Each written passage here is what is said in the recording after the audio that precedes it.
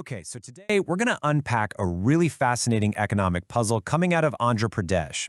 Their GSD numbers from October 2025, well, they seem to completely defy logic. Get this, they actually cut tax rates, but their revenue went up. So how on earth did they manage to collect more money by charging less? Let's dive in and break it down. First things first, the headline number. In October 2025, Andhra Pradesh saw its net GST revenue grow by a pretty impressive 8.77%. You know, in the world of state finances, that is a seriously healthy jump. So, what does that percentage actually look like in real money? Well, we're talking about a total net GST collection of 3,021 crore rupees. That's a huge figure, and it really underscores the scale of what they pulled off here. And to put that number into perspective, this wasn't just a good month, it was a historically great one. This is the second highest October collection the state has seen since GST was even introduced back in 2017. So the big question is, what is going on? What's driving this kind of record performance? And this brings us right to the heart of the paradox, the core of our story. On the surface, these numbers just don't seem to add up. I mean, standard economic thinking tells us that when you cut taxes, you collect less revenue, right? At least in the short term.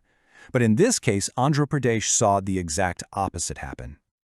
And this slide just illustrates that contradiction perfectly. On one side of the coin, you've got the state's tax policy. They deliberately cut GST rates on essential things like medicine, cement, and insurance. And on the other side, you've got the result, that nearly 9% surge in revenue. Which leads us to the million-dollar question of this whole explainer. How is this even possible? How do you collect more money by charging less? Well, it turns out the answer lies in a very deliberate and very modern strategy. The secret sauce, if you will, is an initiative that officials are calling GST 2.0. And it's not just one single policy, but a multi-pronged approach designed to make the entire tax system smarter and way more efficient.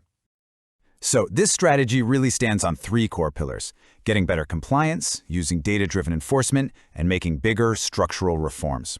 Now, all three are super important for the long haul, but for this specific revenue puzzle we're looking at, those first two are absolutely critical.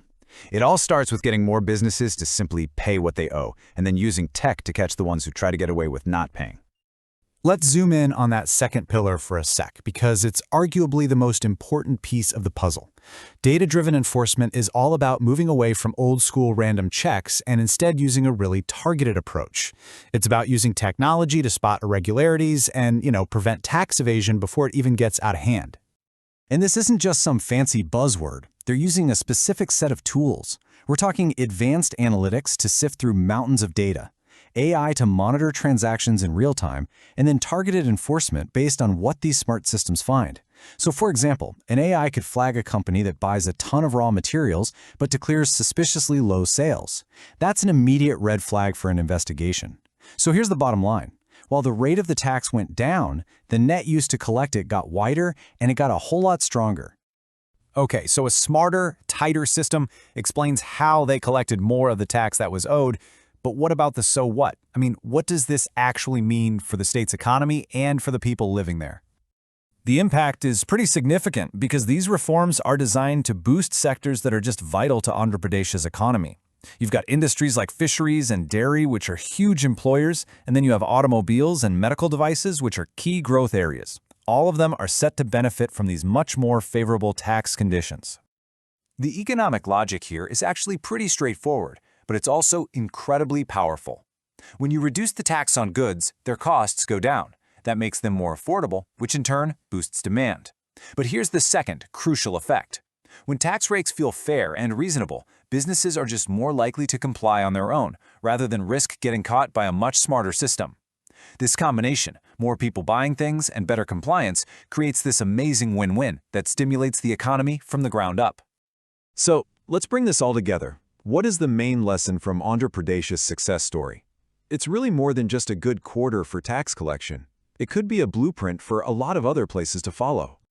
This quote really just nails the essence of it. The success in Andhra Pradesh isn't about raising taxes. It's about innovating how they're collected. It really proves that you can strengthen your finances by being smarter, not just stricter, and that fiscal discipline can actually improve even while you're giving out tax breaks.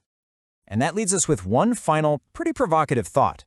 We've seen it work in Andhra Pradesh, right? combining these strategic tax cuts with high-tech enforcement to create a positive cycle of growth. So the question we're left with is this: is this smart, data-driven model the future for tax collection everywhere?